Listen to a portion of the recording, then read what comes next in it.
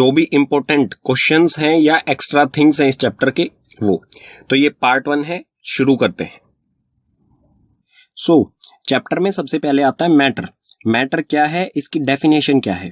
तो मैटर को हिंदी में पदार्थ कहा जाता है और matter is a substance which have mass and occupies space. Matter हमारा कोई भी ऐसा सब्सटेंस जिसमें मास हो और जो स्पेस ऑक्यूपाई करे यानी कि जगह को घेरे, उसे कहा जाएगा मैटर। यहां पर मैं मास को थोड़ा सा एक्सप्लेन कर देता हूं। मास का मतलब होगा कि जो भी हमारा सब्सटेंस है उसमें कितने नंबर ऑफ एटम्स प्रेजेंट हैं, और जो भी नंबर ऑफ एटम्स प्रेजेंट होंगे यानी कि जो मास है इसको मेजर किया जाता है किलोग्राम। ठीक है, बेसिक यूनिट इसकी किलोग्राम में इसे मेजर किया जाता है। और जो मास है वो कांस्टेंट होता है सभी जगह पर। अगर हमें चांद यानी कि मून पर किसी चीज का हम मास करेंगे तो वो सेम रहेगा जितना अर्थ पर होगा। ठीक है, या फिर स्पेस में भी करेंगे तो सेम रहेगा हर जगह पर। ठीक है, and matter is made up of tiny particles. और जो मैटर है वो टाइनी यानी कि छोटे छोटे पार्टिकल्स से बना है, और पार्टिकल्स के बारे में हम डिटेल में पढ़ेंगे आने वाले सेक्शंस में आगे। तो मैटर के कुछ एग्जांपल्स ले लेते हैं, जैसे कि नोटबुक, पेन, स्टार, सन, प्लैनेट, एयर। इन सभी चीजों में ये सभी चीजें जगह भी घेरती हैं, स्पेस ऑक्यूपाई भी करती हैं और इनका मास भी होता है। तो ये सभी चीजें क्या होंगी, मैटर। ये एग्जांपल हो गए मैटर के। ठीक है, नेक्स्ट है कैरेक्टरिस्टिक्स ऑफ पार्टिकल्स। जो पार्टिकल्स, जिन छोटे छोटे पार्टिकल्स से मैटर बना है, तो इन पार्टिकल्स की कुछ विशेषताएं, इनके कुछ विशेष गुण क्या होते हैं। तो फर्स्ट है इसमें सबसे पहला है दे आर कंटिन्यूअसली मूविंग। जो भी पार्टिकल्स होते हैं मैटर के वो लगातार मूव करते रहते हैं, मोशन में रहते हैं। ठीक है, चलते रहते हैं या फिर गति में रहते हैं कह सकते हैं हम। सेकंड है they having space between them. जो भी पार्टिकल्स हैं उनके बीच में खाली स्थान, खाली जगह, ब्लैंक स्पेस होता है। ठीक है, third they attract each other. जो भी पार्टिकल्स हैं मैटर के वो एक दूसरे को अट्रैक्ट करते हैं। अट्रैक्ट करने का मतलब क्या होगा, जैसे मैग्नेट आयरन को अट्रैक्ट करती है, इसी तरह से पार्टिकल्स जो है मैटर के वो एक दूसरे को अट्रैक्ट करते हैं, लेकिन इसकी फोर्स जो है मैग्नेट जितनी तो नहीं होगी लेकिन उससे कम होती है। तो उसी तरह की फोर्स से ये एक दूसरे को अट्रैक्ट करते हैं। अब नेक्स्ट पेज पर जो ये कैरेक्टरिस्टिक्स हैं पार्टिकल्स के, गुण हैं जो पार्टिकल्स के, इनको एक एक करके डिटेल में पढ़ेंगे एग्जाम्पल के साथ। ठीक है, मैटर के पार्टिकल्स का पहला कैरेक्टर क्या था, particles of matter are continuously moving. जो भी मैटर के पार्टिकल्स होते हैं वो लगातार मूव होते रहते हैं, गति में रहते हैं हमेशा। ठीक है, तो इसको एक एग्जाम्पल एक्टिविटी से समझ लेते हैं किस तरह से ये मूवमेंट में रहते हैं। तो आपको करना क्या है, एक ग्लास वाटर लेना है।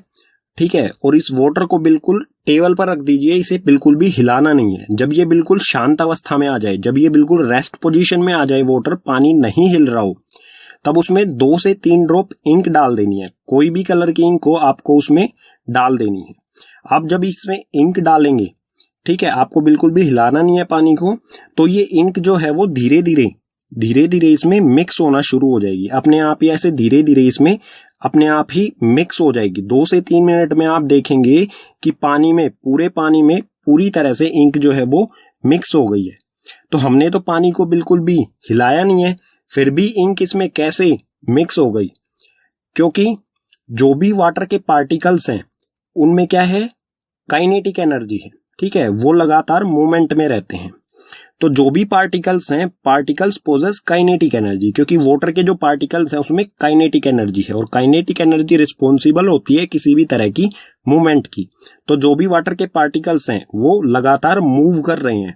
ठीक है, तो मूव करने के कारण ही जो इंक है वो इसमें यूनिफॉर्मली बराबर हर जगह पर पहुंच जाएगी। उसके बाद as the temperature rise particles move faster because kinetic energy increases. और जैसे जैसे हम किसी भी मैटर का जैसे ही हम टेम्परेचर इंक्रीज करेंगे, कोई भी हमारे पास सब्सटेंस है उसका टेम्परेचर इंक्रीज करेंगे, तो उसके पार्टिकल्स की जो स्पीड है वो भी इंक्रीज हो जाएगी। ठीक है, और अगर हम टेम्परेचर डिक्रीज करेंगे तो उसके पार्टिकल्स की स्पीड भी डिक्रीज यानी कि कम हो जाएगी। तो आपने नोटिस किया होगा कि जब हम वाटर में शुगर को मिक्स करते हैं ठीक है, वाटर में हम शुगर को मिक्स कर रहे हैं। अगर हम हॉट वाटर गर्म पानी में शुगर को मिक्स करते हैं तो वो बहुत जल्दी मिक्स हो जाती है। अगर हम ठंडे पानी में मिक्स करते हैं तो वो थोड़ा ज्यादा समय लेती है as compare to hot water. तो हॉट वाटर में काइनेटिक एनर्जी ज्यादा होती है, इसलिए उसके पार्टिकल्स जो हैं वो ज्यादा तेज मूव कर रहे होते हैं, इसलिए उसमें जल्दी मिक्स हो जाती है। ठीक है, नेक्स्ट है मूवमेंट। जो भी पार्टिकल्स की मूवमेंट होती है वो मिनिमम इन सॉलिड, सॉलिड में बिल्कुल कम होती है, मोर इन लिक्विड, लिक्विड में सॉलिड से ज्यादा होती है, और मैक्सिमम इन गैसेस, और गैसेस में ये बहुत ज्यादा होती हैं। ठीक है, तो मैटर के पार्टिकल्स की सेकंड कैरेक्टरिस्टिक्स क्या था, उनकी सेकंड विशेषता क्या थी कि particles of matter having space between them. जो भी मैटर के पार्टिकल्स होते हैं उनके बीच में स्पेस यानी कि खाली जगह होती है। इसे एक एक्टिविटी से समझते हैं। आपको फिर से एक गिलास पानी लेना है। एक गिलास पानी लेने के बाद आपको स्केच पेन से मार्क कर देना है, जितना भी आपने पानी लिया है, जितना भी उसमें पानी है उस लेवल को मार्क कर देना है। ठीक है, उसके बाद आपको 2 से 3 चम्मच या तो शुगर या फिर सोल्ट इसमें ऐड करना है। सोल्ट और शुगर इसमें ऐड करने के बाद वाटर में इसे पूरी तरह से मिक्स करना है। आप चम्मच की सहायता से इसे मिक्स कर सकते हैं। ठीक है, जब शुगर या सोल्ट पूरी तरह से इसमें मिक्स हो जाए तो आपको फिर से वाटर लेवल चेक करना है। तो आप देखेंगे कि वाटर लेवल जितना पहले था, शुगर ऐड करने से पहले था, और शुगर पूरी तरह से मिक्स होने के बाद वाटर लेवल उतना ही रहा, वाटर लेवल नहीं बढ़ा। तो हमने तो इसमें शुगर भी ऐड की थी, वाटर लेवल इंक्रीज होना चाहिए था। तो वाटर लेवल इंक्रीज क्यों नहीं हुआ? क्योंकि जो भी वाटर के पार्टिकल्स हैं, वाटर के जो भी पार्टिकल्स हैं उनके बीच में क्या है, स्पेस, खाली जगह है, और जो ये शुगर थी, शुगर ने उसी खाली जगह को भर दिया, इसीलिए वाटर के लेवल में कोई भी इंक्रीमेंट यानी कि बढ़ोतरी नहीं हुई। ठीक है, नेक्स्ट है the space between the particles. जो भी स्पेस होता है पार्टिकल्स के बीच में वो मिनिमम इन सॉलिड्स, सॉलिड्स में वो बहुत कम होता है, मोर इन लिक्विड्स, लिक्विड्स में थोड़ा सा ज्यादा होता है, एंड मैक्सिमम इन गैसेस, और गैसेस में सबसे ज्यादा होता है। ठीक है, तो मैटर के पार्टिकल्स का थर्ड कैरेक्टरिस्टिक्स क्या था, थर्ड गुण क्या था कि particles of matter attract each other. जो भी मैटर के पार्टिकल्स होते हैं वो एक दूसरे को अट्रैक्ट यानी कि एक दूसरे को अपनी तरफ खींचते हैं, या फिर कह सकते हैं आकर्षित करते हैं। इसे एक एक्टिविटी से समझते हैं। तो एक्टिविटी के लिए आपको जाना पड़ेगा वाटर टैप यानी कि नल के पास। नल जो होगा आपको इसको ऑन करना है। ऑन करने के बाद जैसे ही इसमें से पानी आना शुरू हो जाएगा तो आपको पानी के बीच में आपको अपनी उंगली यानी कि फिंगर रखनी है, पानी के बहाव के बीच में। ये आपकी हो गई फिंगर। तो पानी आपकी फिंगर से टकराएगा और दो अलग अलग, इस तरह से पानी आपकी फिंगर से टकराएगा और दो अलग अलग स्ट्रीम्स में बट जाएगा। ये फिंगर जो होगी आपको थोड़ी सी दूर रखनी है, ठीक है, वाटर टैप से थोड़ा सा दूरी पर। तो ये अलग अलग हो जाएगा, ठीक है। लेकिन जैसे ही आपकी फिंगर उंगली को ये क्रॉस करेगा तो ये वापस एक ही स्ट्रीम में इस तरह से जुड़ जाएगा, ठीक है, एक ही इसका बहाव एक ही हो जाएगा। तो हमने यहां पर ब्रेक किया, ब्रेक करने से पानी का बहाव अलग अलग हो जाना चाहिए था, लेकिन क्यों नहीं हो पाया? क्योंकि जो भी इस वाटर के पार्टिकल्स हैं वो एक दूसरे को अट्रैक्ट कर रहे हैं, यहां पर ये एक दूसरे को अपनी तरफ खींच रहे हैं। इसी अट्रैक्शन फोर्स के कारण ये स्ट्रीम यानी कि इसका बहाव वापस एक ही हो गया, ठीक है। और सिर्फ वाटर में ही नहीं, जो अट्रैक्शन फोर्स होती है ये सभी मैटर्स में होती है। आपको इस एक और एग्जांपल दे देता हूं। तो आपको क्या करना है, आयरन नेल लेनी है, ठीक है। आपको एक आयरन नेल लेनी है, उसको स्ट्राइक करना है। स्ट्राइक यानी कि हैमर से उसे तोड़ने की कोशिश करनी है। आप इस पर हैमर से स्ट्राइक करेंगे तो ये नहीं टूटेगी, ठीक है। क्यों? एक बार में नहीं टूटेगी, हो सकता है दूसरी बार में भी ना टूटे, ब्रेक ना हो, ठीक है। तो ब्रेक ना होने का कारण क्या होगा कि जो भी आयरन नेल में पार्टिकल्स हैं आयरन के, वो एक दूसरे को अट्रैक्ट कर रहे हैं, ठीक है। अट्रैक्शन फोर्स के कारण ये ब्रेक नहीं होगी, ठीक है। तो द फोर्स ऑफ अट्रैक्शन, जो भी ये अट्रैक्शन फोर्स होती है ये मैक्सिमम इन सॉलिड्स, सॉलिड में, सॉलिड्स जो भी ठोस पदार्थ होते हैं, ठोस मैटर होते हैं, उनमें सबसे ज्यादा होती है। इंटरमीडिएट इन लिक्विड्स, लिक्विड्स में ये मध्यम यानी कि ना तो कम ना ज्यादा, इंटरमीडिएट मतलब बीच में आता है लिक्विड, ठीक है। तो लिक्विड में ना ही ज्यादा होती है ना ही कम होती है। और नेग्लिजिबल इन गैसेस, और गैसेस में हम कह सकते हैं कि ये जो अट्रैक्शन फोर्स है ये ना के बराबर होती है, ठीक है। गैसेस में ना के बराबर होती है, इसलिए गैस जो है इजीली उड़ जाती है, फ्लो हो जाती है, ठीक है। तो नेक्स्ट कॉन्सेप्ट आता है इस चैप्टर में हमारा स्टेट्स ऑफ मैटर, यानी कि मैटर की अवस्थाएं। तो मेनली 3 स्टेट्स ऑफ मैटर होती हैं, सॉलिड, लिक्विड और गैस। तो इनको एक एक करके डिटेल में पढ़ते हैं। सबसे पहले सॉलिड। तो सॉलिड का मतलब होता है हिंदी में ठोस, ठीक है। तो सॉलिड के जो पार्टिकल्स होते हैं वो कुछ इस तरह से होते हैं, जैसे यार एक ब्लू डॉट है उसको एक पार्टिकल समझे, तो ये पार्टिकल्स के बीच में स्पेस ना के बराबर है या फिर कह सकते हैं बहुत कम है, ठीक है। तो इसकी फर्स्ट प्रॉपर्टी आ रही है, इसका पहला गुण डेफिनेट शेप, यानी कि इसकी जो आकृति होती है, शेप जो होती है वो निश्चित होती है। एग्जाम्पल के लिए आप टेबल देख सकते हैं, आपके घर में होगा टेबल, जो कि अपने आप कभी भी अपनी शेप चेंज नहीं कर सकता है, ठीक है। तो उसकी शेप जो है वो निश्चित होती है। इसी तरह से डिस्टिंक्ट बाउंड्रीज, उसकी बाउंड्रीज भी निश्चित होती हैं, वो कभी भी अपनी बाउंड्रीज को आगे क्रॉस नहीं करता है। जैसे टेबल है, एक जगह से दूसरी जगह अपने आप कभी भी नहीं जाता है, ठीक है। थर्ड है रिजिड। रिजिड यानी कि कठोर, जो भी सॉलिड होते हैं वो कठोर होते हैं, ठीक है।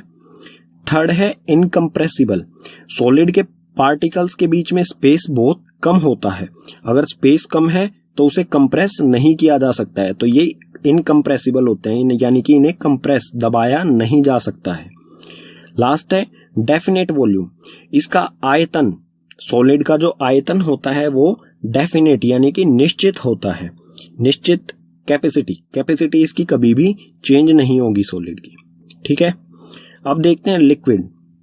लिक्विड के पार्टिकल्स आप देख सकते हैं, इनमें थोड़ा सा ज्यादा गैप होता है एज कंपेयर टू सॉलिड, ठीक है। स्पेस सॉलिड से ज्यादा होगा। तो इसकी प्रॉपर्टीज देख लेते हैं। नो डेफिनेट शेप, लिक्विड की कोई भी डेफिनेट निश्चित शेप नहीं होती है। अगर आपके पास कोई भी लिक्विड लाइक एग्जांपल ले लेते हैं हम इसका एक, जैसे वाटर एक लिक्विड होता है, अगर आप उसे कप में डालोगे तो वो कप की शेप ले लेगा, जग में डालोगे तो जग की शेप ले लेगा, ग्लास में डालोगे तो ग्लास की शेप ले लेगा। तो इसकी कोई भी शेप नहीं होती है, जिस भी कंटेनर में इसे डाला जाएगा ये लिक्विड उसी कंटेनर की शेप ले लेता है, ठीक है। No definite boundaries. No definite boundaries यानी कि इसकी कोई भी निश्चित बाउंड्रीज नहीं होती हैं। जैसे आप कोई भी लिक्विड है, लाइक वाटर ही एक एग्जांपल ले लेते हैं, अगर आप उसको ओपन फ्लोर पर रखोगे लिक्विड को तो वो क्या करेगा, उसकी कोई भी बाउंड्रीज हम क्लियरली ये नहीं बता सकते हैं कि इसकी बाउंड्रीज क्या होंगी, क्योंकि उसे जहां पर भी जगह मिलेगी वो उसी तरफ फ्लोट हो जाएगा, बहकर निकल जाएगा। थर्ड है फ्लूइडिटी। फ्लूइडिटी का मतलब होता है बहाव। तो लिक्विड जो होता है वो इजीली बहता है, उसकी एक प्रॉपर्टी होती है जिसे कहते हैं बहना, तो फ्लूइडिटी उसी को कहा जाता है, ठीक है। फोर्थ है लो कंप्रेसिबिलिटी। इसके पार्टिकल्स के बीच में स्पेस थोड़ा सा ज्यादा होता है सॉलिड से, ठीक है। तो थोड़े से स्पेस को कम किया जा सकता है उसे कंप्रेस करके, तो थोड़ा सा इसे कंप्रेस भी किया जा सकता है लिक्विड को। उसके बाद है डेफिनेट वॉल्यूम। सॉलिड का भी जो आयतन है वो निश्चित होता है, यानी कि कैपेसिटी उसकी डेफिनेट होती है, निश्चित होती है। इसी तरह जो लिक्विड है उसकी भी कैपेसिटी यानी कि वॉल्यूम या फिर आयतन इसका भी निश्चित होता है, ठीक है। अब देखते हैं गैस। गैस के पार्टिकल्स को आप देख सकते हैं, इसमें थोड़ा मतलब बहुत ज्यादा गैप है एज कंपेयर टू सॉलिड, और लिक्विड से अगर हम इसकी कंपेयर करें तो सबसे ज्यादा गैप किसके पार्टिकल्स में है, गैस के पार्टिकल्स में। इस ज्यादा स्पेस की वजह से ही इसकी कुछ प्रॉपर्टीज हैं। नो डेफिनेट शेप, इसकी कोई डेफिनेट शेप नहीं होती है। अगर किसी भी कंटेनर में हम गैस को डालेंगे, बलून में हम एयर भरते हैं, एयर डालते हैं तो वो बलून की शेप ले लेता है, अगर किसी भी कंटेनर में डालेंगे तो वो उसी की शेप ले लेता है, तो इसकी कोई भी निश्चित शेप नहीं होती है। नो डेफिनेट बाउंड्रीज, और इसकी कोई भी डेफिनेट बाउंड्रीज नहीं होती हैं। जैसे कि हम एक बीकर लेते हैं, इसमें हम कोई एयर गैस डालते हैं तो वो गैस क्या होगी, इस बीकर को भी फुल कर देगी और इसके बाहर भी निकल जाएगी और दूर दूर तक फैल जाएगी। तो इसकी कोई भी बाउंड्रीज नहीं होती हैं, कोई भी निश्चित इसकी सीमाएं नहीं होती हैं, कहीं पर भी ये जा सकती हैं। थर्ड है फ्लूइडिटी। फ्लूइडिटी, जैसे कि लिक्विड में भी फ्लूइडिटी यानी कि बहाव होता है, इसी तरह से गैस भी बहकर एक जगह से दूसरी जगह पर जा सकती है। ठीक है। फोर्थ है हाई कंप्रेसिबल। हाई कंप्रेसिबल यानी कि इसे कंप्रेस यानी कि दबाया जा सकता है, इसके पार्टिकल्स को पास पास में लाया जा सकता है प्रेशर अप्लाई करके। क्यों हाईली कंप्रेसिबल क्यों है ये? क्योंकि इसके पार्टिकल्स में ज्यादा स्पेस है, जितना ज्यादा स्पेस होगा उतनी ही हाई कंप्रेसिबल होगी। ठीक है। लास्ट है नो डेफिनेट वॉल्यूम। सॉलिड का वॉल्यूम जो है निश्चित होता है, लिक्विड का भी, लेकिन गैस का जो वॉल्यूम है वो निश्चित नहीं होता है। ठीक है।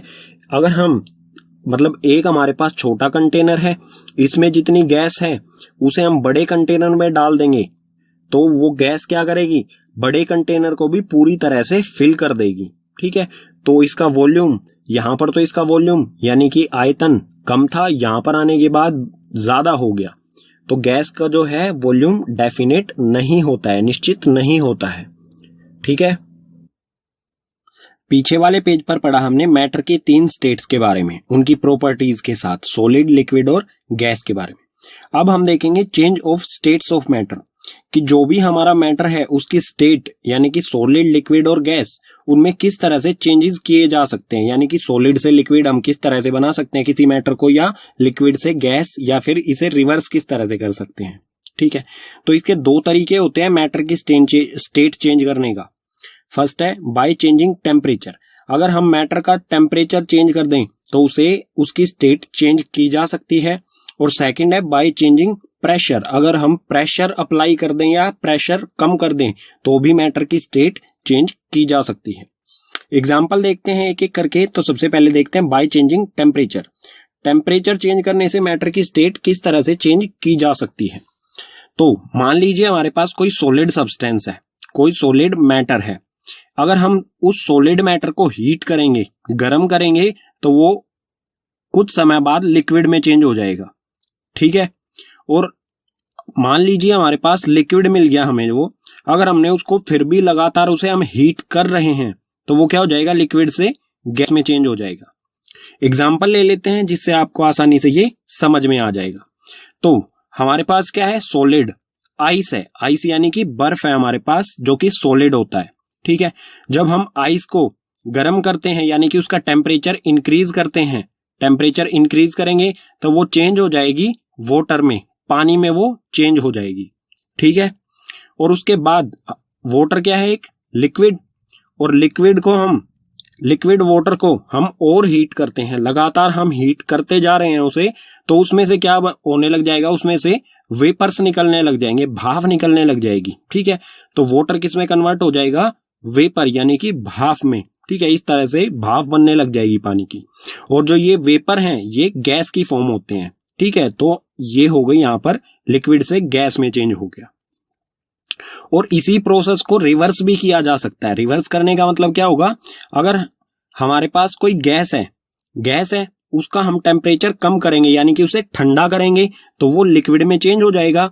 अगर हम लिक्विड को ठंडा करेंगे तो वो सॉलिड में चेंज हो जाएगा। जिस तरह से स्टीम यानी कि भाप जो होता है उसे ठंडा करने पर वो लिक्विड में चेंज हो जाता है, वाटर में। ठीक है। और वाटर को आप रेफ्रिजरेटर के फ्रीजर में रखेंगे आप अपने, तो वो क्या हो जाएगा, आइस में चेंज हो जाएगा वापस, यानी कि सॉलिड में। तो टेम्परेचर चेंज करने से हमने देखा कि मैटर की स्टेट किस तरह से चेंज होती है। अब देखते हैं हम बाय चेंजिंग प्रेशर। प्रेशर के चेंज होने से मैटर की स्टेट किस तरह से चेंज होगी। तो मान लेते हैं हमारे पास कोई गैस है। ठीक है। अगर हम गैस पर प्रेशर अप्लाई करेंगे तो गैस के पार्टिकल्स पास पास में आ जाएंगे, और जब इतने पास में आ जाएंगे जितना कि लिक्विड के पार्टिकल्स होते हैं, तो गैस जो है वो लिक्विड में चेंज हो जाएगी। ठीक है। और लिक्विड पे भी अगर हम प्रेशर अप्लाई करते रहेंगे तो वो सॉलिड में चेंज हो जाएगा। एग्जाम्पल देख लेते हैं।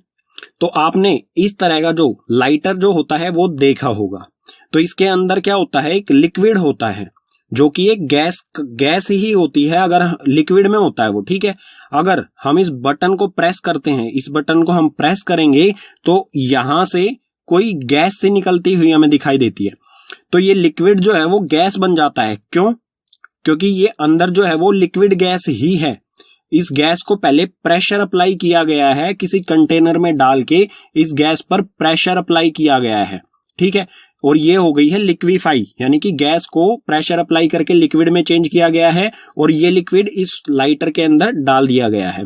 जब हम इस बटन को प्रेस करेंगे तो इसमें से एक गैस निकलेगी, वो वापस लिक्विड जो है वो वापस गैस में चेंज हो जाता है, बिकॉज प्रेशर जो है वो कम हो जाता है। एटमॉस्फेरिक जो हमारे बाहर का, लाइटर के बाहर का जो टेम्परेचर है वो टेम्परेचर नहीं, प्रेशर जो है वो कम है। तो जैसे ही लिक्विड को कम प्रेशर होगा, इसका प्रेशर कम करेंगे तो वापस गैस में चेंज हो जाएगा, ठीक है। इसी तरह से कोई सॉलिड हमारे पास carbon dioxide CO2, carbon dioxide हमारे पास गैस होती है CO2। अगर हम, ठीक है, ये सॉलिड होती है, सॉलिड गैस होती है, अगर इसका प्रेशर कम कर दिया जाए, CO2 का प्रेशर कम कर दिया जाए, ये होती है सॉलिड, अगर इसका प्रेशर कम कर दिया जाए तो ये डायरेक्ट गैस में चेंज हो जाती है, ये लिक्विड फॉर्म में नहीं जाती है, ठीक है। तो मैटर की स्टेट्स हम टेम्परेचर से और प्रेशर चेंज करने से मैटर की स्टेट भी चेंज कर सकते हैं। अब इनको थोड़ा थोड़ा डिटेल में और पढ़ लेते हैं, टेम्परेचर को भी और प्रेशर को भी। मैटर की स्टेट का टेम्परेचर चेंज करके किस तरह से उसकी स्टेट को चेंज किया जा सकता है, ये हम डीपली पढ़ते हैं। बाय चेंजिंग टेम्परेचर चेंज करके हम मैटर की स्टेट को किस तरह से चेंज कर सकते हैं, उसमें फर्स्ट है मेल्टिंग पॉइंट, यानी कि the temperature at which a solid melt to form liquid at atmospheric pressure is called its melting point क्या होता है, ऐसा तापमान जिस पर कोई सॉलिड मेल्ट यानी कि पिघलना शुरू कर देता है और वो लिक्विड बनने लग जाता है। एटमॉस्फेरिक प्रेशर यानी कि हमारा जो वातावरण है, जहां पर आप बैठे होंगे, आपके चारों तरफ जो वातावरण है, जितना प्रेशर वहां पर है उसी प्रेशर पर, तो उसे कहा जाएगा उस मैटर का मेल्टिंग पॉइंट, ठीक है, जिस पर वो सॉलिड से लिक्विड में चेंज होने लगता है, ठीक है। तो इसे एग्जांपल से समझ लेते हैं। हमें क्या करना है, एक बीकर में आइस लेनी है, आइस यानी कि बर्फ, ठीक है, उसे बर्नर के ऊपर रखना है और उसमें एक थर्मोमीटर भी रखना है। और सबसे पहले हमें क्या करना है, थर्मोमीटर रखने के बाद उसका टेम्परेचर, तो आप टेम्परेचर देखेंगे कि आइस का टेम्परेचर जो है वो 0 डिग्री सेल्सियस होता है, ठीक है, 0 डिग्री सेल्सियस। उसके बाद हमें बर्नर को ऑन करना है, बर्नर जलाना है, बर्नर जलेगा तो इसमें हीट जाएगी। आप देखेंगे कि कुछ देर बाद जो है वो आइस धीरे धीरे करके पिघलना शुरू कर देगी, ठीक है।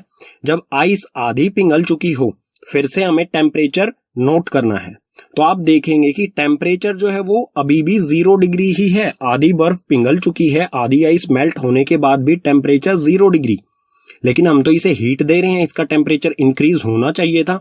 हीट देने का मतलब क्या होता है, जिस भी चीज को हम हीट देते हैं उसका टेम्परेचर इंक्रीज होता है। तो हीट के कारण टेम्परेचर इंक्रीज नहीं हुआ, क्यों नहीं हुआ, because of latent heat of fusion. और लेटेंट हीट ऑफ फ्यूजन क्या होता है, the amount of heat required to change 1 kg solid to its liquid state. इतनी हीट जो कि 1 kg सॉलिड को उसकी लिक्विड स्टेट में चेंज करने के लिए जरूरत होती है, उसे कहा जाता है latent heat of fusion.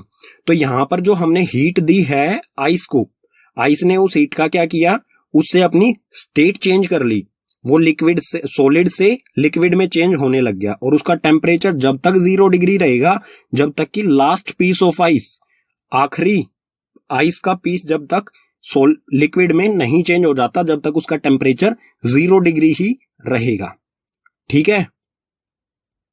Matter की स्टेट टेम्परेचर को चेंज करके किस तरह से चेंज की जा सकती है, उसमें सेकंड है बॉइलिंग पॉइंट।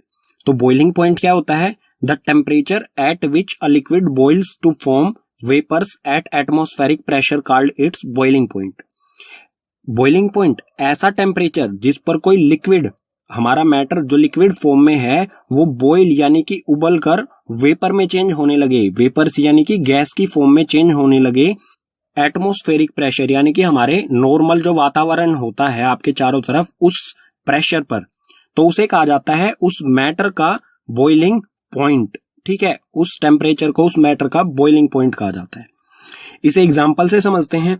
आपको एक बीकर में पानी लेना है, वाटर लेना है, उसे बर्नर पर सेट करना है इस तरह से, और एक थर्मोमीटर भी उसमें रखना है। तो बर्नर शुरू कर देना है, ठीक है, धीरे धीरे उसे हीट देनी है हमें, और तब तक हीट देनी है जब तक कि वो बॉईल होना शुरू नहीं हो जाता। तो इसमें है वाटर, जब हम इसे हीट करें, जब ये बॉईल होना शुरू होगा तो हमें इसका टेम्परेचर नोट करना है। तो वाटर का बॉइलिंग पॉइंट कितना होता है? 100 डिग्री सेल्सियस। जब ये बॉईल होना शुरू हो जाएगा तो इसका टेम्परेचर होगा 100 डिग्री सेल्सियस, और इसमें से वेपर भी निकलने लग जाएंगे, भाप भी इसमें से निकलने लग जाएगी, और हमें फिर भी इसमें लगातार हीट देते रहना है, ठीक है। तो कुछ देर बाद जब इसका 100 डिग्री सेल्सियस टेम्परेचर बॉईल होना शुरू हो चुका होगा, उसके कुछ देर बाद हम देखेंगे कि हम इसे लगातार हीट दे रहे हैं, लेकिन इसका टेम्परेचर 100 डिग्री सेल्सियस से इंक्रीज नहीं हो रहा है, नहीं बढ़ रहा है। तो वो क्यों नहीं बढ़ रहा है? Because of latent heat of vaporisation. और लेटेंट हीट ऑफ वेपोराइजेशन क्या होता है? The amount of heat required to change 1 kg liquid to its gaseous state. इतनी हीट का अमाउंट जो कि 1 kg लिक्विड को उसकी गैस की स्टेट में चेंज करने के लिए यूज किया जाता है, उसे कहा जाता है latent heat of vaporisation.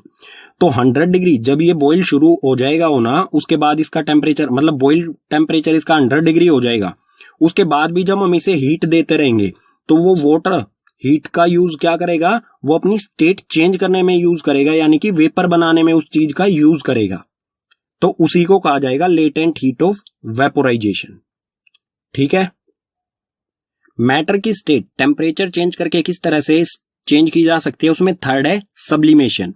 Sublimation क्या होता है? The change of solid directly to vapour on heating and vapor into solid on cooling without passing through the liquid state called sublimation। sublimation एक ऐसा प्रोसेस होता है जिसमें कोई सॉलिड जो है वो डायरेक्टली वेपर यानी कि गैस में चेंज हो जाए हीट करने पर। यानी कि हम सॉलिड को अगर हीट करेंगे तो वो किस में? वेपर यानी कि गैस में चेंज हो जाए, बिना लिक्विड में चेंज हुए, तो उसे कहा जाएगा सब्लिमेशन। और सिर्फ इसे ही नहीं, अगर कोई वेपर यानी कि कोई गैस वो डायरेक्ट सॉलिड में चेंज हो जाती है, जब हम वेपर को ठंडा करते हैं वो सॉलिड में चेंज हो जाए, तो उसे भी सब्लिमेशन ही कहा जाएगा। बिना लिक्विड में चेंज हुए ये प्रोसेस होता है। यानी कि कोई solid, S for solid, change हो जाए डायरेक्ट गैस में, तो उसे कहा जाएगा सब्लिमेशन। और कोई गैस, यानी कि गैस, कोई भी गैस अगर सॉलिड में चेंज हो जाए, एस फॉर सॉलिड में चेंज हो जाए, तो इन दोनों प्रोसेस को कहा जाएगा सब्लिमेशन। एग्जाम्पल देखते हैं इसका। एग्जाम्पल के लिए आपको क्या करना है? चाइना डिश लेनी है। चाइना डिश में हमें अमोनियम क्लोराइड, ये वाला सब्सटेंस इसमें रखना है जो कि सॉलिड होता है, ठीक है। सॉलिड अमोनियम क्लोराइड इसमें हमें रखना है, और इसे हीट करना है बर्नर की सहायता से। हीट करने से पहले इस पर एक फनल यानी कि कीप जो होती है उसको उल्टा करके रख देना है, और इसका जो नीचे वाला पार्ट होता है उसमें कॉटन प्लग, रुई डाल देनी है, ताकि इसमें से कुछ भी वेपर्स जो हैं वो बाहर ना निकल पाए। इसको हीट करना शुरू करना है। फिर जब हम अमोनियम क्लोराइड को हीट करेंगे जो कि एक सॉलिड होता है, तो आप देखेंगे कि यहां पर बिना कोई लिक्विड बने ही ये वेपर में इसमें से भाप निकलने लग जाएगी। ये भाप यानी कि गैस में चेंज हो जाएगा, वेपर्स में चेंज हो जाएगा। उसके बाद जब ये वेपर में कुछ चेंज हो जाए, उसके बाद हमें बर्नर को कर देना है बंद। बर्नर जैसे ही हम बंद करेंगे, उसके कुछ देर बाद आप देखेंगे कि जो वेपर्स हैं वो इसके साइड में, जो भी फनल है इसके साइड वाले हिस्सों से टकराएंगे, ये ठंडे हो जाएंगे, और ठंडे होने के बाद जब वेपर इनसे टकराएंगे, ठंडी सतह, ठंडे सरफेस से टकराएंगे, तो वो वापस सॉलिड फॉर्म में चेंज हो जाएंगे। तो यहां पर आपको एक सॉलिड सब्सटेंस मिलेगा, ठीक है। तो यहां पर आपने देखा कि अमोनियम क्लोराइड जो कि एक सॉलिड होता है डायरेक्ट वेपर में चेंज हो जाता है, यानी कि गैसियस फॉर्म में, और जो गैस यानी कि वेपर्स होते हैं जब वो ठंडे सरफेस से टकराते हैं तो वो वापस सॉलिड में चेंज हो जाते हैं। तो इसी तरह के प्रोसेस को कहा जाता है सब्लिमेशन, ठीक है। और कई ऐसे सब्सटेंस होते हैं, कई ऐसे मैटर होते हैं जो डायरेक्ट सॉलिड से गैस में या फिर गैस से सॉलिड में चेंज हो जाते हैं। जैसे इसके एग्जांपल्स हैं कुछ। कैम्फर यानी कि कपूर जो होता है, जो मतलब मंदिर वगैरह, पूजा वगैरह में यूज किया जाता है, वो डायरेक्ट जो है सॉलिड से गैस फॉर्म में चेंज हो जाता है, कभी भी लिक्विड फॉर्म में नहीं आता है। अमोनियम क्लोराइड का एग्जांपल आप यहाँ पर देख ही चुके हैं। इसी तरह से नेफ्थलीन बॉल्स होती हैं, जो कपड़े वगैरह हम रखते हैं अलमारियों में, उसके बीच में नेफ्थलीन बॉल्स रखी जाती है, व्हाइट कलर की ऐसी बॉल्स होती हैं।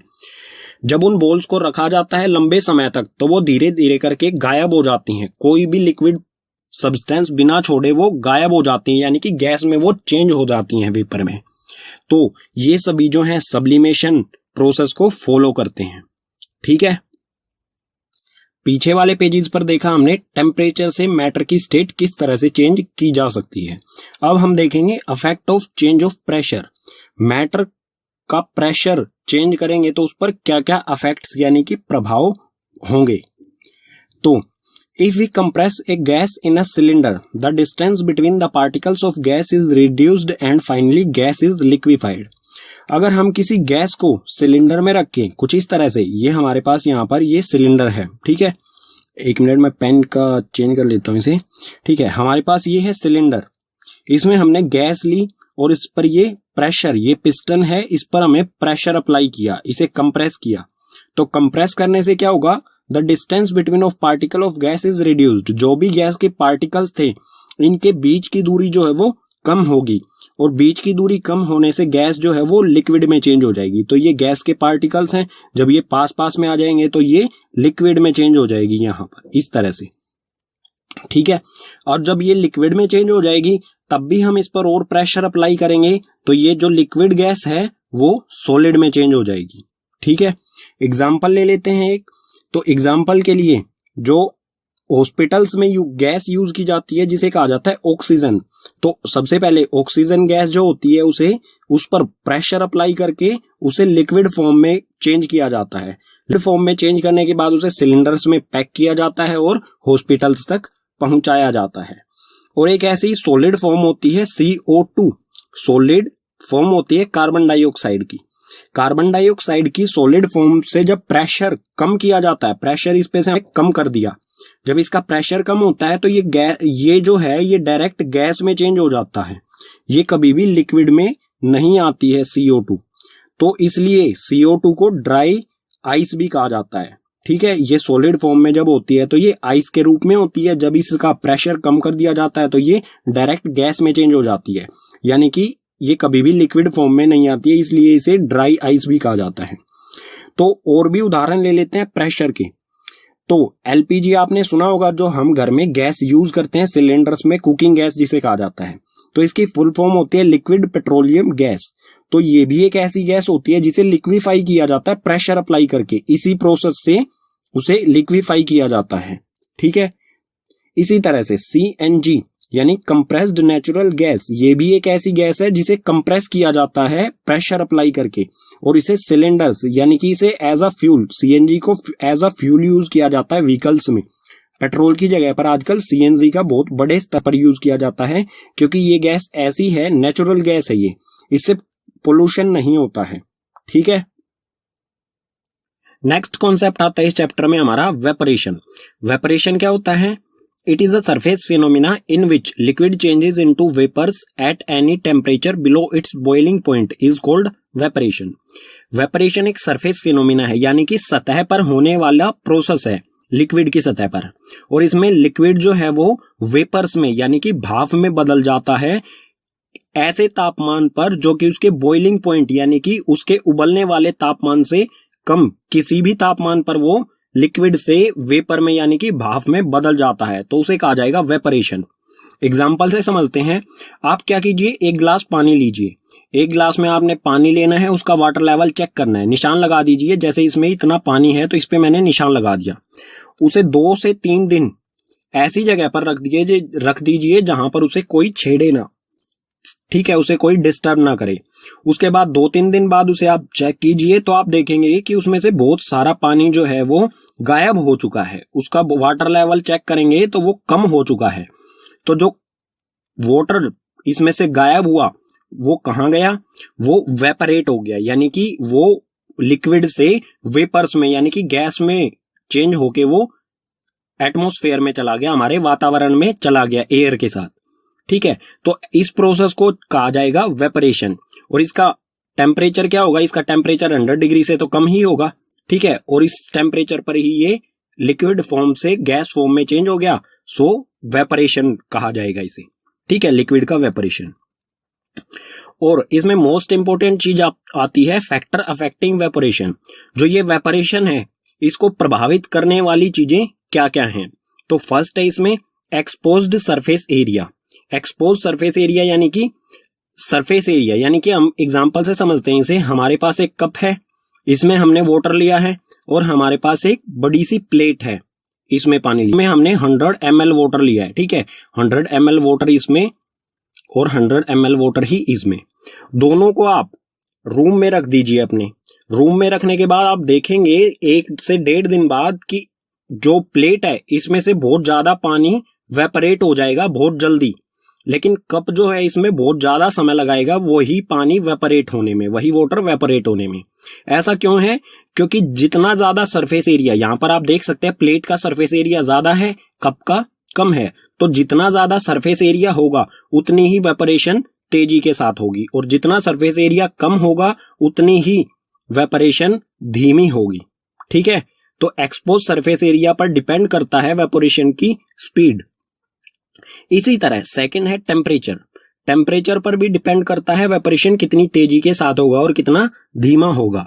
इसे भी एग्जांपल से समझते हैं। आप 2 ग्लास ले लीजिए, एक ग्लास में सेम वाटर लेवल, मतलब दोनों में बराबर पानी लीजिए, ठीक है, वाटर लीजिए, और एक को आप फ्रिज में रख दीजिए। ये जो बॉक्स बनाया है ये हो गया फ्रिज, ठीक है, इसको रख दिया हमने फ्रिज में, और जो दूसरा ग्लास है इसको रख दीजिए सनलाइट में, ठीक है।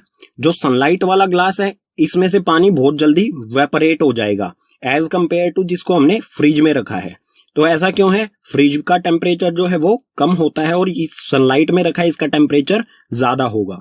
तो जितना टेम्परेचर ज्यादा होगा उतनी ही वेपरेशन तेजी के साथ होगी, ठीक है, और जितना टेम्परेचर कम होगा उतनी ही वेपरेशन धीमी होगी, ठीक है।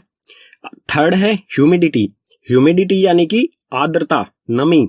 वायु में वाटर पार्टिकल्स यानी कि भाप, वेपर्स की पहले से मौजूदगी कितनी है उसे कहा जाता है ह्यूमिडिटी। तो ह्यूमिडिटी यानी कि हवा में अगर पहले से ही वाटर पार्टिकल्स मौजूद हैं तो वेपरेशन धीमा होगा, और अगर ह्यूमिडिटी कम है तो वो वेपरेशन तेजी के साथ होगा। एग्जाम्पल से समझते हैं। इंडिया में समर जो होता है उसमें मई जून, समर जो मौसम होता है उसमें मई और जून में बहुत तेज धूप होती है, और हवा जो होती है वो बहुत जल्दी हमारे पसीने को सुखा देती है, हमें जो स्वेटिंग होती है उसे बहुत जल्दी सुखा देती है। लेकिन जब रेनी सीजन आता है इसमें भी टेम्परेचर इतना ही होता है जितना समर में होता है लगभग, ठीक है, अप्रोक्स लगभग इतना ही सेम टेम्परेचर होता है। लेकिन रेनी सीजन में आप देखेंगे कि जो हमारा स्वेटिंग हो रही है यानी कि जो हमें पसीना आ रहा है वो सूखने में ज्यादा समय लेता है, क्योंकि हवा में पहले से ही क्या है, वेपर पार्टिकल्स पहले से ही ज्यादा मात्रा में मौजूद हैं, इसलिए स्वेटिंग जो है हमें ज्यादा महसूस होती है, हमें स्टिकी महसूस होता है, यानी कि चिपचिपापन महसूस होता है, ठीक है। फोर्थ है इसमें विंड। विंड यानी कि बहती हुई हवा, ऐसी हवा जो चल रही है, तो इस पर भी वेपरेशन तेज या धीमा इसकी वजह से होता है, इसकी वजह से भी होता है। तो हम अगर कपड़े धोते हैं जब हवा तेज चल रही होती है तो बहुत जल्दी से कपड़े हमारे सूख जाते हैं, और जब हवा धीमे चल रही होती है तो कपड़े सूखने में ज्यादा समय लगता है। यानी कि विंड अगर तेज चल रही है तो वेपरेशन भी तेज हो रहा है, कपड़े में से जो पानी है वो वेपर में चेंज होना, ठीक है, उसी के कारण हमारे कपड़े सूखते हैं। तो हवा चल रही है तेज तो वेपरेशन तेजी के साथ होगा, अगर हवा धीमी चल रही है तो वेपरेशन भी धीमी गति से होगा। तो ये इंपॉर्टेंट हैं चारों फैक्टर्स जो कि वेपरेशन को प्रभावित करते हैं, अफेक्ट करते हैं, ठीक है। पीछे वाले पेज पर पढ़ा हमने वेपरेशन के बारे में। अब देखते हैं वेपरेशन का एक गुण जो कि है वेपरेशन ऑलवेज कोज कूलिंग।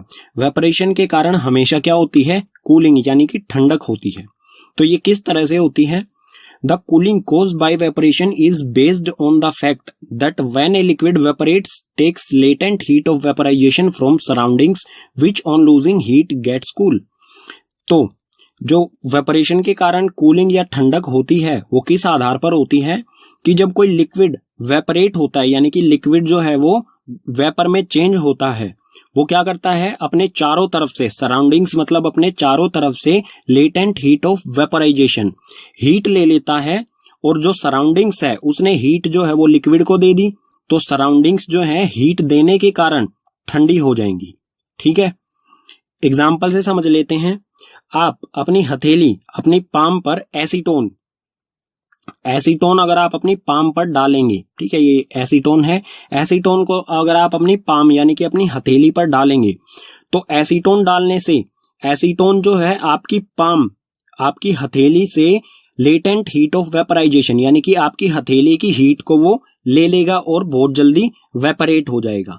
और अगर आपकी हथेली से हीट आपने एसीटोन को दे दी तो हीट जो हमारी हथेली है वो बिल्कुल ठंडा, कूल महसूस करेगी। ठीक है, आप एसीटोन की जगह पेट्रोल का भी यूज कर सकते हैं। ठीक है,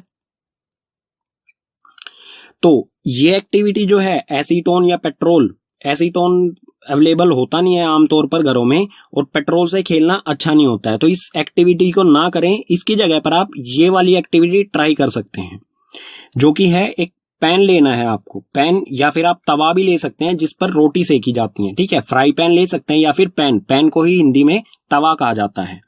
तो पैन लेना है आपको, इसे गैस पे रख के थोड़ा सा गर्म कर लेना है, वार्म कर लेना है। ठीक है, आप जब ये थोड़ा सा गर्म हो जाए तो गैस को ऑफ कर दीजिए। उसके बाद इसमें थोड़ा सा पानी जो भी है उसमें डालिए, लिक्विड डालेंगे। तो जैसे ही आप इसमें लिक्विड वाटर डालेंगे वो क्या होगा, वो वेपर में चेंज होने लग जाएगा। ठीक है, लिक्विड डाला तो इसमें ये बहुत जल्दी वेपर में चेंज हो जाएगा।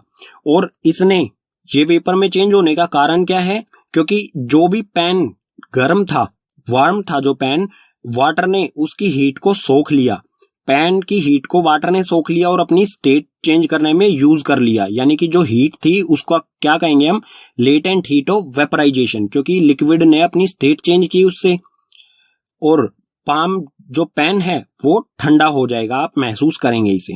ठीक है, तो ये एक्टिविटी आपको प्रेफर करता हूं, ये आप करके देख।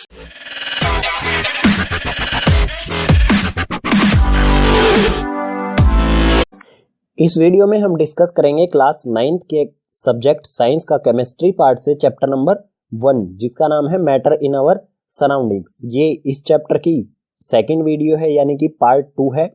पार्ट 1 में हमने डिस्कस किया था चैप्टर के सभी कॉन्सेप्ट्स को। सो रिक्वेस्ट करूंगा इस वीडियो को देखने से पहले आप पार्ट 1 जरूर देखें, लिंक डिस्क्रिप्शन बॉक्स में दिया गया है।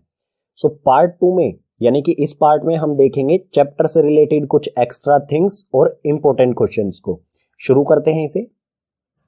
पार्ट 1 में हमने मैटर की स्टेट्स के बारे में पढ़ा था। स्टेट्स ऑफ मैटर में हमने सॉलिड, लिक्विड और गैस 3 स्टेट्स के बारे में पढ़ा था। लेकिन मैटर की टोटल 5 स्टेट्स होती हैं। ठीक है, फर्स्ट होता है उसमें सॉलिड, सेकंड होता है लिक्विड और थर्ड होता है गैस। तो बची हुई 2 स्टेट्स जो है उनके बारे में पढ़ते हैं। स्टेट्स ऑफ मैटर में 4th स्टेट होती है प्लाज्मा। ये क्या होता है, it is a hot ionised gas consisting of equal number of positively charge ions and negatively charge electrons. Plasma जो मैटर की स्टेट है वो एक हॉट आयोनाइज्ड गैस होती है। आयोनाइज्ड यानी कि इस पे कोई चार्ज होता है। इसमें जितने पॉजिटिवली चार्ज आयंस होते हैं उतने ही इसमें नेगेटिवली चार्ज इलेक्ट्रॉन्स होते हैं। ठीक है, यानी कि इसमें गैस के साथ साथ, ठीक है, गैस जो होती है उसमें पॉजिटिव और नेगेटिव आयंस होते हैं। ठीक है, और इसका बेस्ट अगर एग्जांपल की बात करें तो इसका बेस्ट एग्जांपल हो जाएगा लाइटनिंग, यानी कि बिजली कड़कना। जब बारिश के मौसम में जो बिजली कड़कती है वही लाइटनिंग। ठीक है, ये इसका एग्जांपल हो जाएगा। और स्टार्स जो है वो भी हॉट आयोनाइज्ड गैस से ही बने होते हैं। ठीक है, सो स्टार्स भी इसका एग्जांपल हो जाएगा। मैटर की 5th स्टेट होती है बोस-आइंस्टीन कंडेंसेट। ये क्या होता है, it is a state of matter in which separate atoms और subatomic particles cooled to temperature very near to absolute zero. जो ये मैटर की स्टेट होती है इसमें एटम और सब एटॉमिक पार्टिकल्स को ठंडा किया जाता है। जो जिस टेम्परेचर पर ठंडा किया जाता है वो होता है एब्सोल्यूट जीरो। एब्सोल्यूट जीरो को हम 0 केल्विन कह सकते हैं या फिर -273 डिग्री सेल्सियस भी कह सकते हैं। ठीक है, जब किसी एटम को इस टेम्परेचर पर ठंडा किया जाता है तो जो भी एटम है वो वेव प्रॉपर्टी शो करने लगता है और एक नई स्टेट मिलती है हमें मैटर की। ठीक है, इसे और अच्छी तरह से समझते हैं। सपोज कीजिए हमारे पास ये एक मैटर है, ओ टाइप का जो आपको दिख रहा है, ये एक मैटर है हमारे पास। जब इसको इस टेम्परेचर पर ठंडा किया जाएगा तो ये सिकुड़ने लगेगा, ठीक है, बहुत ज्यादा सिकुड़ने लगेगा, श्रिंक होने लगेगा, और ये श्रिंक होके बिल्कुल छोटे साइज का हो जाएगा, ठीक है, इस साइज का हो जाएगा, ये इसकी ट्रांसफॉर्मेशन जो है इस साइज की हो जाएगा, और ये वेव प्रॉपर्टी शो करने लगेगा। तो ये जो है हमें एक नई स्टेट मिलेगी मैटर की, ठीक है। इसके एग्जांपल्स की बात करें तो इसमें हो जाएगा न्यूट्रॉन स्टार और लिक्विड हीलियम। न्यूट्रॉन स्टार जो है वो बहुत हाई डेंसिटी होती है इसकी, यानी कि इसके पार्टिकल्स जो है वो बहुत पास पास में होते हैं, और लिक्विड हीलियम जो गैस होती है उसको लिक्विड बनाने के लिए -270 डिग्री सेल्सियस के आसपास इसे ठंडा करना पड़ता है, तब जाके ये लिक्विड में आती है, ठीक है। इसे सुपर फ्लूइड भी कहा जाता है। प्लाज्मा जो मैटर की फॉर्म होती है इसमें बहुत ज्यादा हाई एनर्जी होती है, क्योंकि ये बहुत ज्यादा हॉट यानी कि गर्म होती है। वहीं पर बोस-आइंस्टीन कंडेंसेट इसमें बहुत लो एनर्जी होती है, क्योंकि इसे बहुत ठंडा किया जाता है एब्सोल्यूट जीरो यानी कि -273 डिग्री सेल्सियस पर इसे ठंडा किया जाता है। तो बोस-आइंस्टीन कंडेंसेट में बहुत लो एनर्जी होती है और प्लाज्मा में बहुत हाई एनर्जी होती है, ठीक है। अब देखते हैं चेंजिंग टेम्परेचर यूनिट।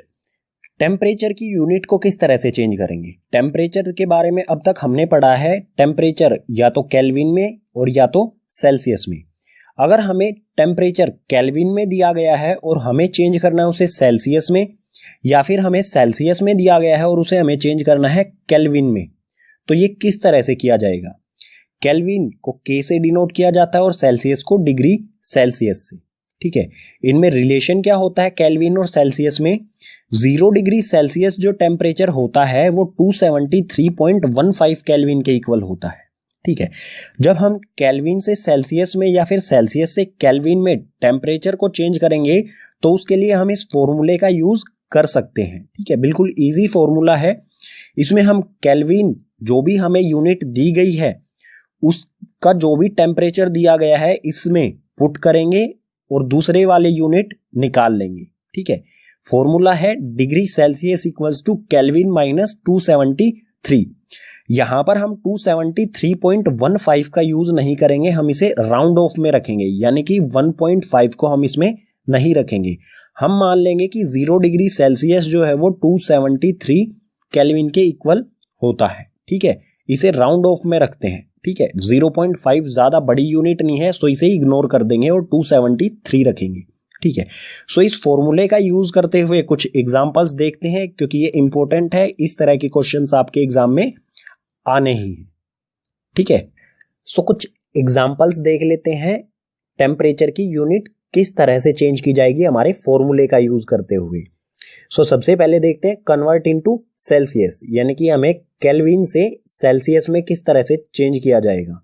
इसमें हमें फर्स्ट दिया है 470 केल्विन, 470 केल्विन, ठीक है। सो फर्स्ट से देखते हैं 470 केल्विन को हमें डिग्री सेल्सियस में चेंज करना है। सो फॉर्मूला क्या था हमारा, degree Celsius equals to Kelvin minus 273। इसमें जो भी हमारा केल्विन का टेम्परेचर दिया गया है उसे हम के की जगह पर रख देंगे और इसे सोल्व करेंगे। सो सोल्व करते हैं, degree Celsius as it is Kelvin, Kelvin में टेम्परेचर दिया गया हमें 470, सो के की जगह पर मैं रखूंगा 470 माइनस में 273 एज इट इज। 470 से मैं 273 माइनस करूंगा तो ये आ जाएगा हमारा 197, ठीक है। डिग्री सेल्सियस में क्या टेम्परेचर आ गया हमारा 197। जैसे ही हमने ये सोल्व किया हमारा ये हो गया डिग्री सेल्सियस में चेंज। सो अब हम केल्विन की जगह पर यहां लिखेंगे डिग्री सेल्सियस, ठीक है। 470 केल्विन को हम अगर डिग्री सेल्सियस में चेंज करेंगे तो ये हो जाएगा 197 डिग्री सेल्सियस, ये हो जाएगा हमारा आंसर। एक और एग्जांपल देख लेते हैं इसी से रिलेटेड, जिसमें हमें दिया है 173 केल्विन, ठीक है। ये है सेकंड, केल्विन में हमें टेम्परेचर दिया है 173 केल्विन। तो सेम फॉर्मूला अप्लाई करेंगे, degree Celsius equals to Kelvin minus 273। इसमें केल्विन की जगह पर रखेंगे हम 173। So degree Celsius equals to K की जगह पर मैं रखता हूं 173 माइनस 273 एज इट इज रखेंगे, ठीक है। 173 से 273 को मैं माइनस करूंगा, छोटे में से बड़े को माइनस कर रहा हूं, ठीक है। सो 173 से 273 को माइनस करूंगा तो ये आ जाएगा माइनस में 100, ठीक है। अब ये किस में चेंज हो गया है, डिग्री सेल्सियस में। सो हम इसके साथ यूनिट लिख देंगे -100 डिग्री सेल्सियस। पीछे वाले पेज पर हमने केल्विन को डिग्री सेल्सियस में चेंज किया था। अब हम देखते हैं कन्वर्ट इनटू केल्विन, यानी कि डिग्री सेल्सियस को केल्विन में किस तरह से चेंज किया जाएगा सेम फॉर्मूले का यूज करते हुए। सो इसमें फर्स्ट है 30 डिग्री सेल्सियस। सेल्सियस में टेम्परेचर दिया गया है, उसे हमें केल्विन में चेंज करना है। सो जो भी सेल्सियस में दिया गया है उसको फॉर्मूले में जहां पर भी सेल्सियस है उसमें पुट करेंगे, ठीक है। यहां पर 30 डिग्री सेल्सियस की जगह पर मैं लिख दूंगा 30। सो ये है डिग्री सेल्सियस, इसकी जगह पर मैंने लिख दिया 30, और जो भी वैल्यूज है वो एज इट इज रहेंगी। सो इक्वल्स टू में k - 273 एज इट इज। अब हमें अगर k की वैल्यू निकालनी है, केल्विन में इसे चेंज करना है, तो -273 जो है इसको मैं दूसरी तरफ शिफ्ट करूंगा, तो ये हो जाएगा 30 -273 दूसरी साइड से इस साइड आएगा, तो दूसरी साइड माइनस में है, इधर आके हो जाएगा प्लस में, साइन चेंज हो जाएगा, तो 273 प्लस का हो जाएगा और इक्वल्स टू में k। केल्विन में जो हमारा टेम्परेचर आएगा वो क्या होगा, 30 प्लस में 273। अगर इन दोनों को ऐड करेंगे तो ये हो जाएगा 303 केल्विन, ठीक है। सो हमारा टेम्परेचर क्या आया केल्विन में, 30 डिग्री को अगर हम केल्विन में चेंज करेंगे तो वो हो जाएगा 303 केल्विन। एक और एग्जांपल देख लेते हैं इसी से रिलेटेड।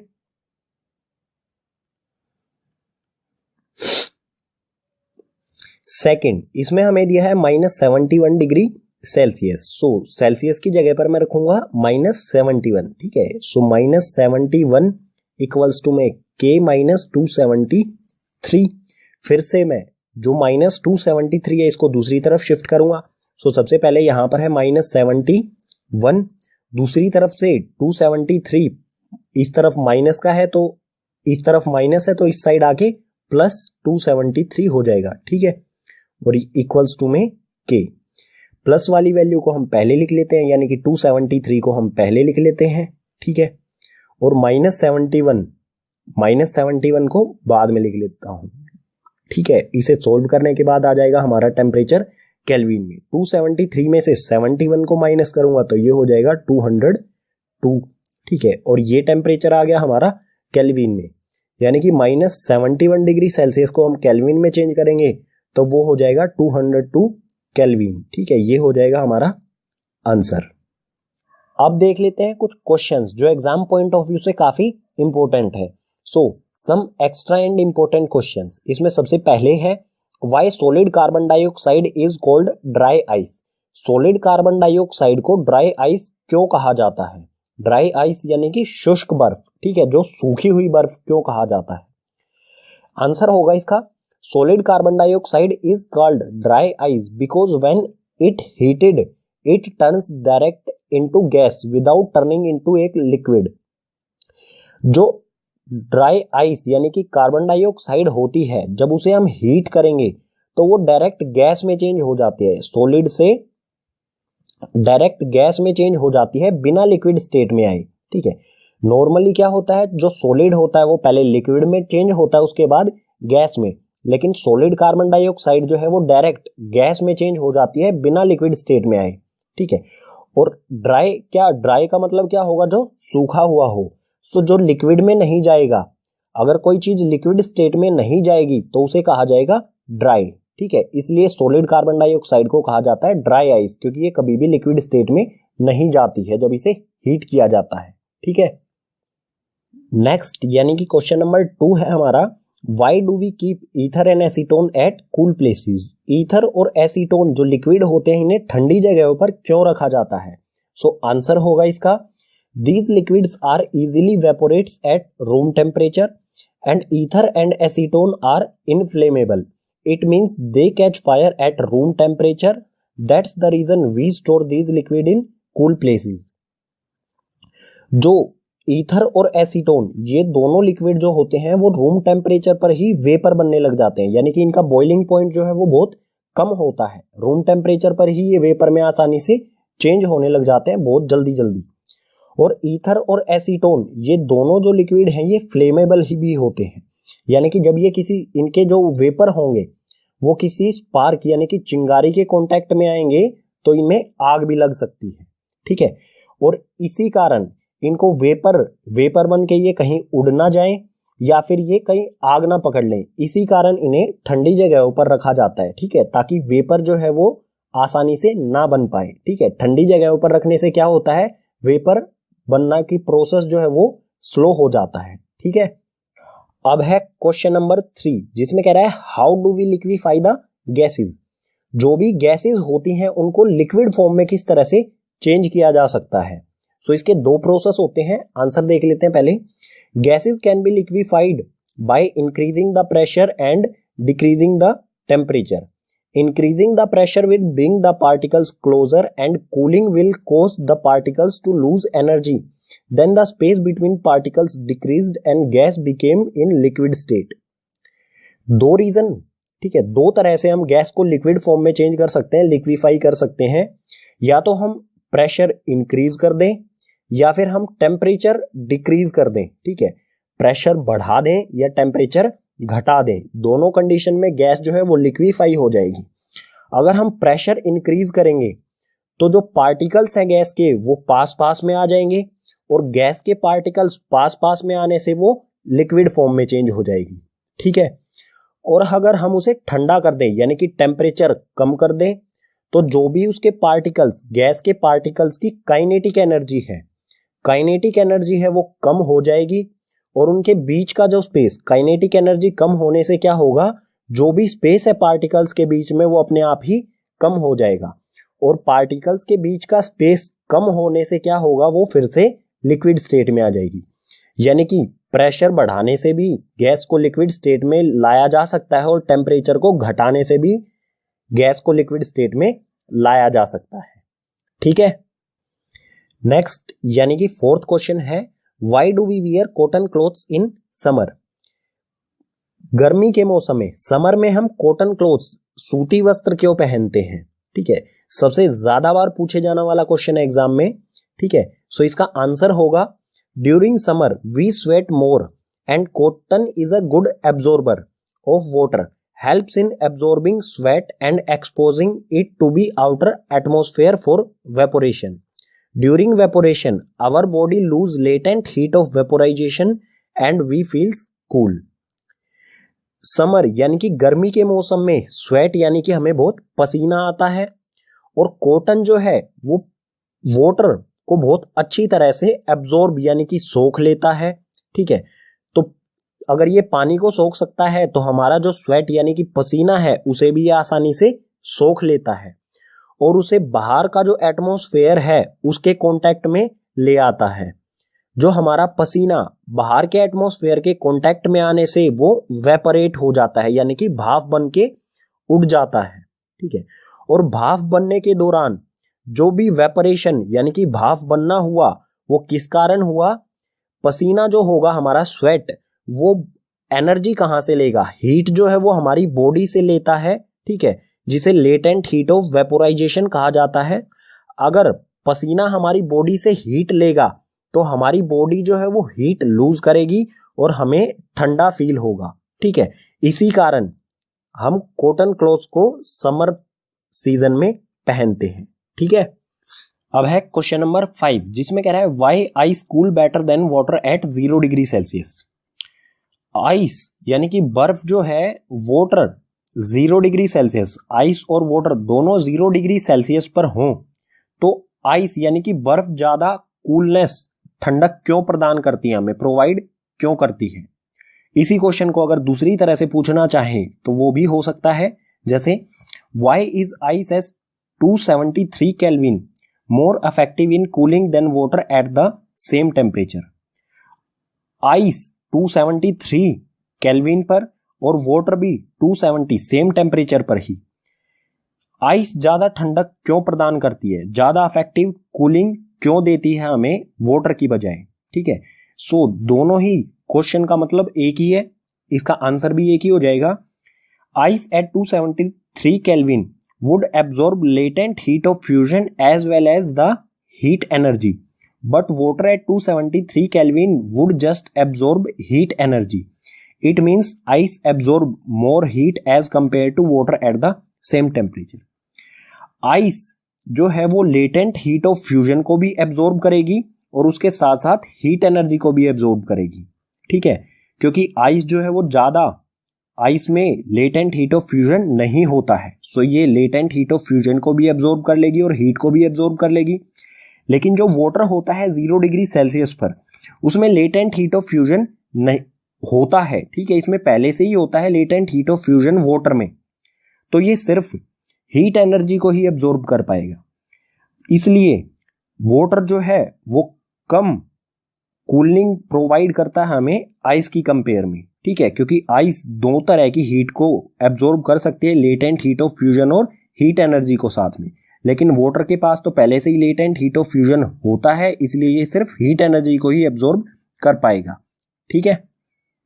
लास्ट यानी कि क्वेश्चन नंबर 6 है हमारा, जिसमें कह रहा है what produces more severe burns, boiling water और स्टीम। बॉइलिंग वाटर यानी कि उबलता हुआ पानी और स्टीम यानी कि भाप, इन दोनों में से कौन सा हमें ज्यादा सर्व बर्न्स यानी कि तेजी से जला सकता है, ज्यादा गंभीर रूप से जला सकता है।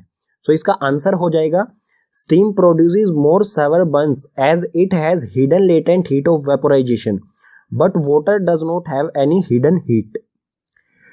जो स्टीम होती है वो हमें ज्यादा गंभीर रूप से जला सकती है क्योंकि इसमें एक हिडन हीट होती है, लेटेंट हीट ऑफ वेपोराइजेशन।